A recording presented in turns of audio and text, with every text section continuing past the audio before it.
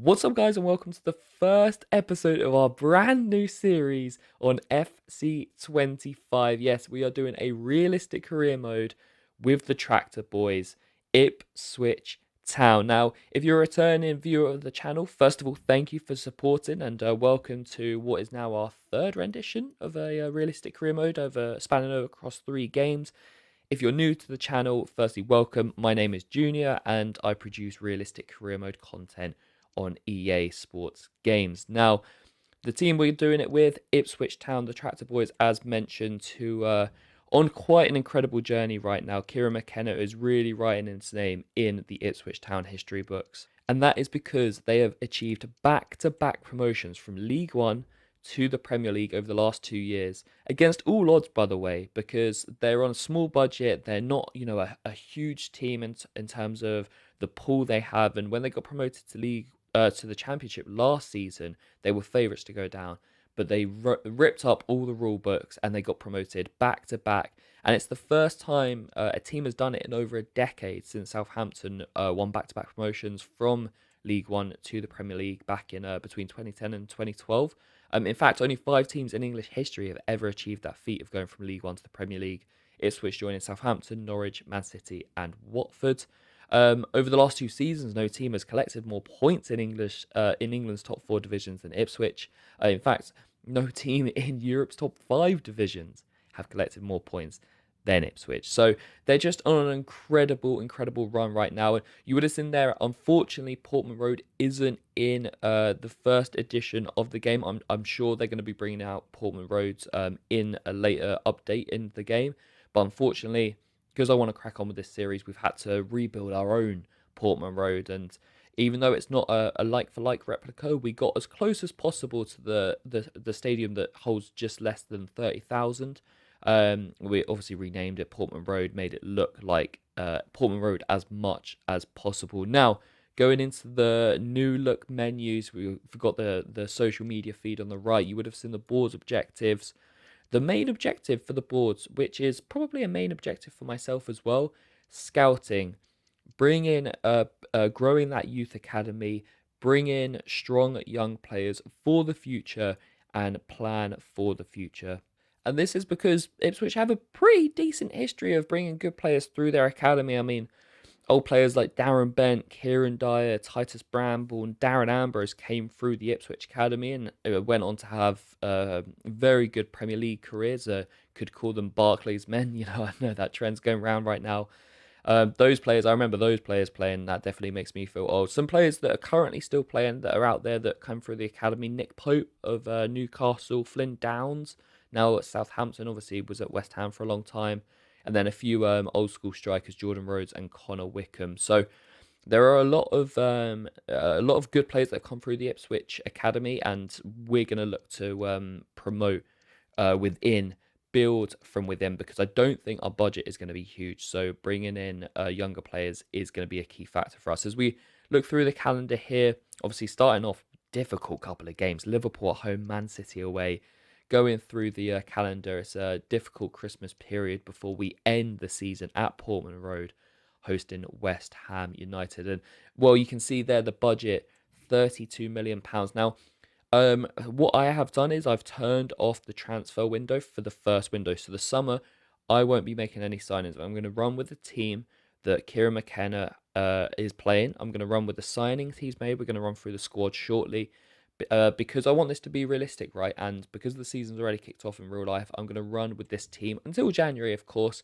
Then we'll get to January, and then I've played a few months with the team, and if I want to make some changes, I will. So, looking at that team that Kieran McKenna has acquired, this was the default setup. I'm going to be making changes here. I'm going to be bringing in, I'm going to be sort of implementing the style that Ipswich play, but I will be starting the players that I want to play, if that makes sense. And they made some really shrewd signings over the summer. I think Ipswich, I don't know, people obviously back Ipswich to go down as they did last season in the Championship, but I think Ipswich probably have a better chance of staying up than, say, Southampton, which might be a sort of unpopular opinion, but I just think that they hold what it takes, and the signings they've made give them a good chance of staying up. Now, amongst the players they've brought in, Amari Hutchinson, they've brought in on a permanent transfer from Chelsea after he was on loan last season at the Suffolk-based side. They brought in Jacob Greaves from Hull, who, of course, if you're a returning viewer, you'll know that Jacob Greaves played a big part in our Wrexham realistic career modes from season 3 onwards. They also brought in Liam Delat from Man City, who had three loans with Championship clubs over the last 3 years. Jack Clark from Sunderland, a tricky customer on the wing. Dara O'Shea from Burnley. I really like this signing. Really shrewd signing that. Sammy Schmodix from Blackburn, who had a fantastic season with Blackburn last year. 28 years old now, but he seems to be finding his prime. It's really cool to see him get a chance in the Premier League. They also brought in Ariane Muric, the goalkeeper, also from Burnley. Brought in a couple of defenders as well. Ben Johnson, sorry, we'll touch on Ogbone first. Brought in from Luton, who of course were in the Premier League last season. They got relegated. Ogbene, some good Premier League experience to bring into the side. Ben Johnson released from West Ham, signed on a free. Again, just these signings, for me, what they're screaming are definitely championship. The team they're building is championship heavy, apart from this man, Calvin Phillips. This could be a huge signing. This could be what saves Ipswich. Calvin Phillips won the Premier League, won the Champions League. Yes, he didn't play much, but he still has that experience. You know, he played in a Euros final for his nation. This guy has a lot of experience and he could be crucial in that heart of the midfield for Ipswich. Now, the other signings they've made, very championship heavy, and this makes me think that are they planning for next season for relegation and sort of building a team that if they do get relegated, this team is more than capable of getting back promoted? Are they sort of planning for the long term? Now, for me, I don't want to plan that way. I want to stay in the Premier League and build on that. So I think this is a fantastic opportunity for these players to prove that they should be playing in the Premier League. So very excited for this season. And as we look at our youth academy, we have sort of default players in the youth academy already.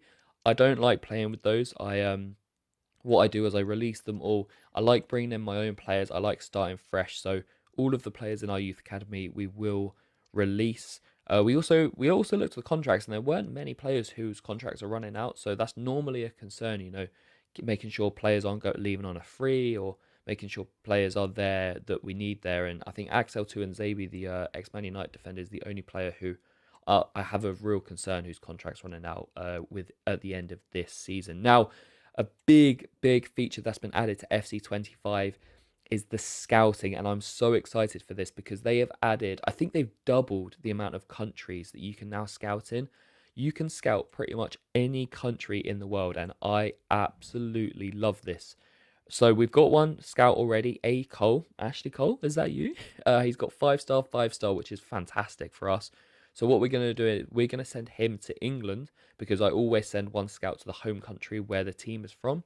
And now, what's also a really cool feature is you can tell them specifically what you want to look for. So I want to bring a defender, a couple of defenders, maybe a midfielder, and maybe a striker as well. I want to just look at where I can improve the team. And one of the board's objectives as well was to bring in two defenders into the youth academy, and then within the next 2 years have them both play or involved in 10 first team games. So I'm going to send Cole out to look for 2 of the 4 slots will be for defenders, because we want to fill out that youth academy squad, and the youth academy objective was a high one, I think, in the objective. So we want to make sure we tick off those objectives. I mean, there was a lot of complaints last season on FC24 when people were saying that they were, winning titles or winning promotion with their teams, but they were getting fired from their jobs because they didn't complete a minor objective.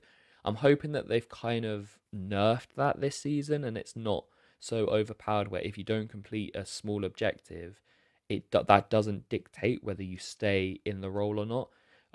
But for me, I do want to build on. I want to build the youth academy anyway, so it works out very nicely that one of the board's main objectives is to grow the youth team. So the players we're going to be looking for, we're going to be looking for a poacher up top. You can only set 3 specific focus points. So the midfielder will just have to be an all rounder. So Cole is going to set up in England for 9 months, but this is where I want you guys to come into play. We're going to sign two scouts here. Patrick Douglas is a five-star, fantastic. Obviously, we've got not too much crazy budget, 36 million pounds you can see in the top right corner.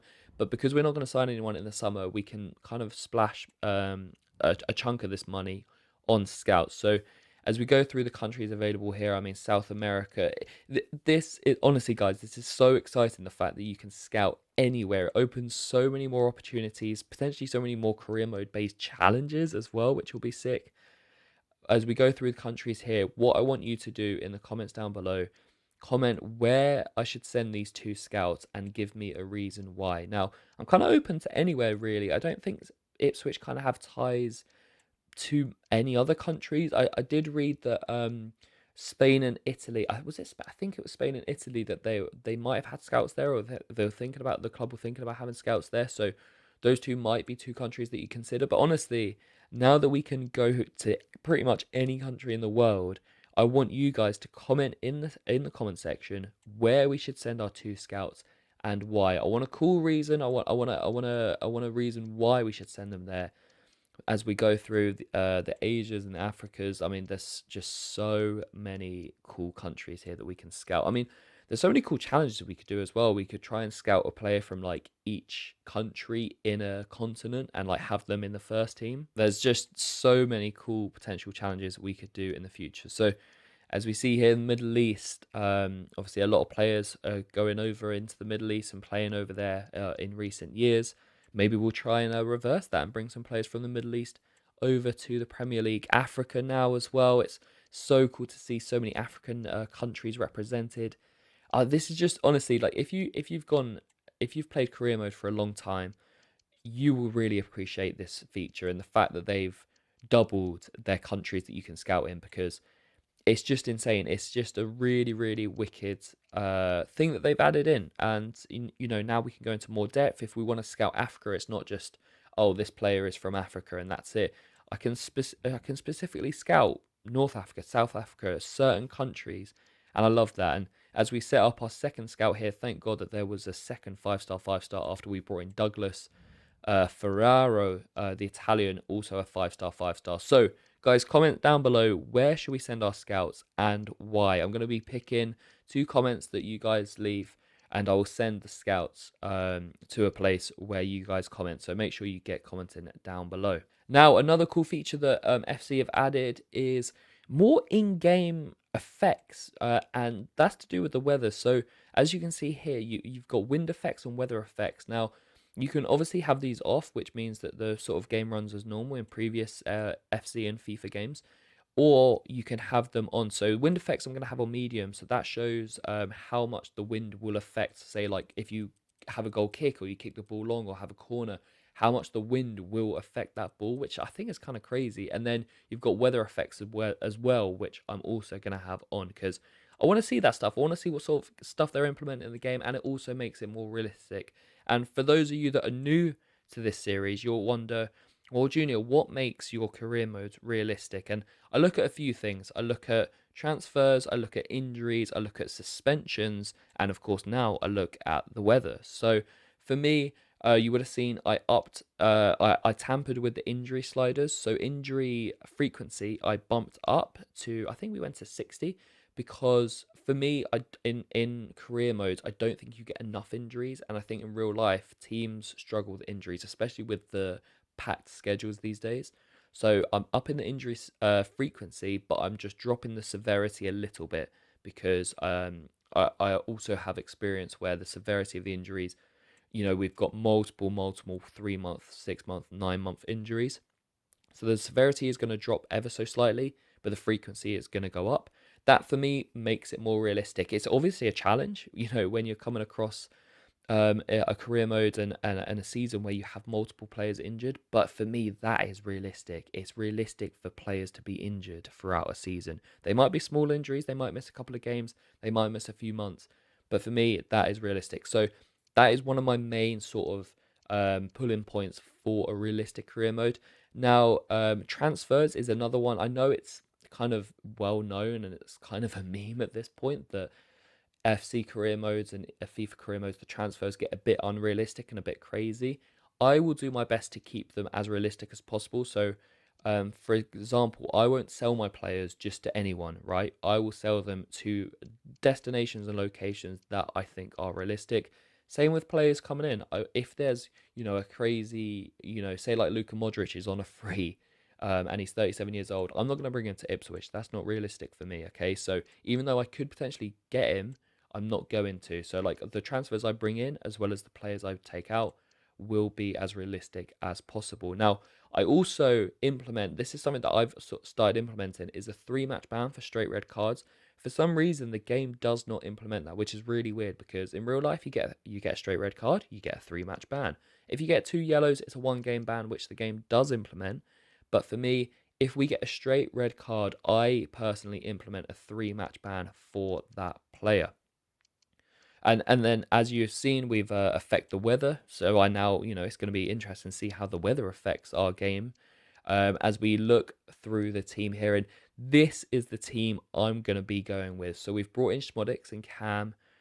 We've got O'Shea at the right centre back, Ben Johnson at right back, and Jack Clark at left mid. Now, another really cool feature that FC have implemented is this FC IQ updated tactics. Now, you can really go into depth with how your team sets up with the ball and without the ball, which is insane to me. That's so cool. And after doing some research on Ipswich and speaking to some Ipswich fans as well, because I want this to be as realistic as possible, I asked them, how do Ipswich play? How do they attack? How do they defend? And the feedback I got was that Leif Davis, I think it's pronounced Leif.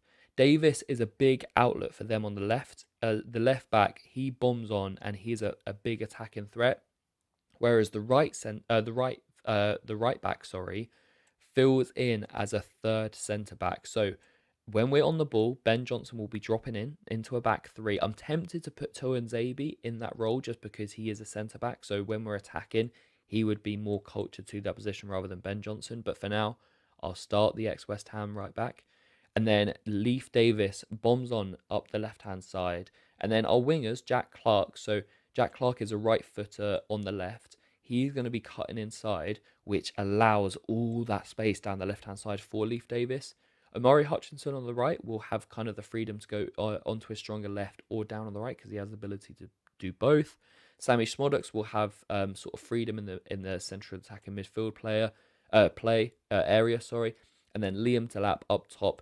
He kind of has it all. He's a poacher, he's a physical threat, but he's got a bit of pace about him as well. So he'll have the freedom to do what he wants. And then you've got the captain Morsey and Calvin Phillips holding, adding that defensive layer. And then I think what we're going to do is we're going to play counter-attacking football as well because as a newly promoted side, Ipswich, the pressure will be coming onto us. Teams will be coming onto us. So what we'll be doing is soaking up that pressure and then hitting teams on the counter-attack. So hopefully that is sort of how Ipswich play. As I said, I spoke to a few Ipswich fans. They told me this is how the team play. So this is what I want to implement into our play style because, again, I want it to be as realistic as possible. Now, we get our first scouting report from England from Aidan Cole. Unfortunately, it's not Andy Cole. or Andy Cole or Ashley Cole. Aidan Cole comes back to us with a few English players. Now, I don't really promote players in the first month of scouting unless they are outrageously good. So all of these lads I'm going to keep scouting for the future months. As I said, guys, don't forget to comment down below where you want me to send our 2 other scouts. I will be sending them to countries that you guys suggest. So just like that, it is time to kick off our career mode with Ipswich. Our first game, what a game it is, Liverpool at home. As we look at the table, the first game was played obviously on a Friday night. Man United beating Fulham 2-0. I think that result was 1-0 in real life, so almost on point. And as we take on Ipswich, and Kieran McKenna sits down for his first interview as a Premier League manager. And another cool feature they've added is they've tweaked interviews to make them more on topic and more relevant. Because the thing is, a lot of the questions sometimes, you'd just have you'd have a big win. You're in the interview room and they're asking you about a player that hasn't played for 3 months and why he isn't playing. So Now it looks like the interviews are going to be more on topic, more about what is going on at the football club, which is it's very important for me. So going into the first game, Portman Road is bouncing and we are taking on Arne Slot's Liverpool. Now Arne Slot, Jurgen Klopp has left. The German has left Anfield after, how long was he there? 8 years, 9 years? What a career he had there. Premier League titles, Champions League titles. He won the lot with Liverpool, but now they are under the Dutchman's wing. Arne Slot in charge of Liverpool. Didn't make any transfers.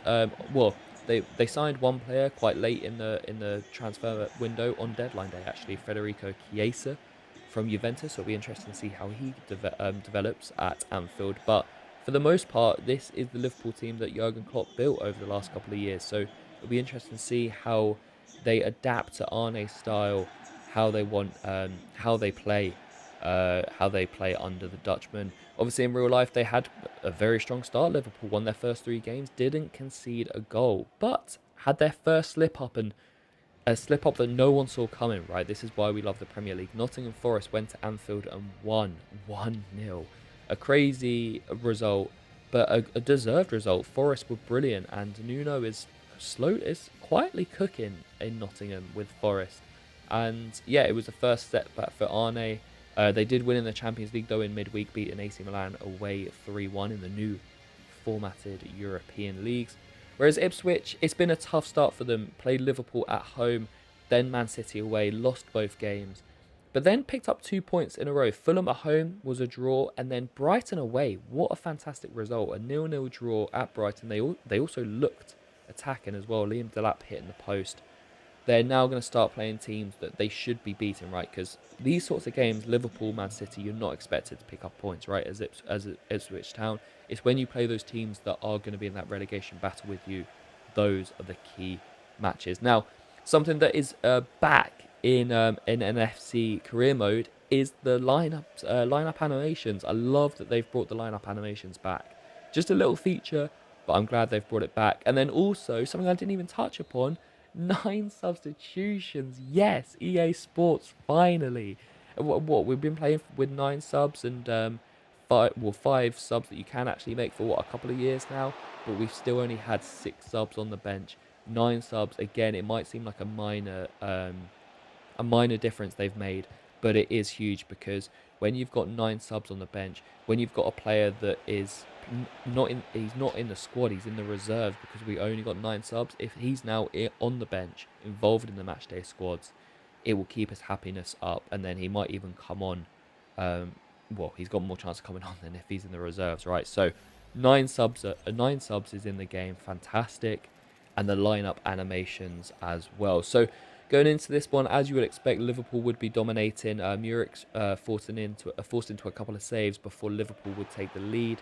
Dara O'Shea taking down, I think it was Darwin Núñez, but the referee gave a really good advantage, actually, and Liverpool capitalised on it. Mo Salah, who else, the Egyptian king, scoring once again on opening day, putting it past Muric. It was a nice finish, actually. The slide tackle from O'Shea was quite frustrating, because I think the ball was there to be won, but the slide tackle was just not a great slide tackle from the debutant, I'll be honest. And then in the second half, Luis Diaz would double Liverpool's lead, fed a pass by Dominic Szoboszlai, and the Colombian makes no mistake. He started the real life Premier League in form as well, so it's nice to see that replicated here. Now, we didn't create too many chances, I'll be honest. Calvin Phillips had a couple of long distance efforts which forced Alisson into a couple of saves. Here you see Leif Davis implementing that attacking style down the left that we've imposed in our new FC IQ tactics. He crosses into Liam Delap, whose header is easily saved, and then Calvin Phillips with another long-range effort, and the game would finish 2-0, just like in real life. A 2-0 win for Liverpool, but a respectable performance from Ipswich. Promoted 2 years ago, we were playing League One football, right? And 2 years ago, Liverpool were competing for the Premier League. So there's levels to it, right? And if we pick up points from these games, it's a bonus, but there are no pressure on these fixtures. These are the ones that we have freedom to go out and to play how we want to play. The one thing I guess that was a little bit worrying is that we didn't create too much going forward. But again, I expect to create more chances when we play the teams that will be around us in the bottom of the Premier League. But that'll be it for today's episode. Just the one game because we set up the career mode. But going forward, each episode will have 4 games involved. So the action is going to come thick and fast. But that'll be it for today's episode. Episode 1 of the realistic career mode. The first one on FC25. I hope you're as excited as I am, guys, for this series. This is going to be a belter, I'm sure. Do not forget to comment down below where we should send our scouts and why. We've got 2 of them available, so get your suggestions in. If you're new to this series, please do drop it a like. It makes such a difference if you like the video, if you subscribe as well. If you haven't already subscribed, feel free to subscribe. There's going to be plenty of realistic career mode content coming your way. And we are on the road to 1,000 subs. So sub if you're new, like the video if you're enjoying it, and I'll see you in episode 2 very soon.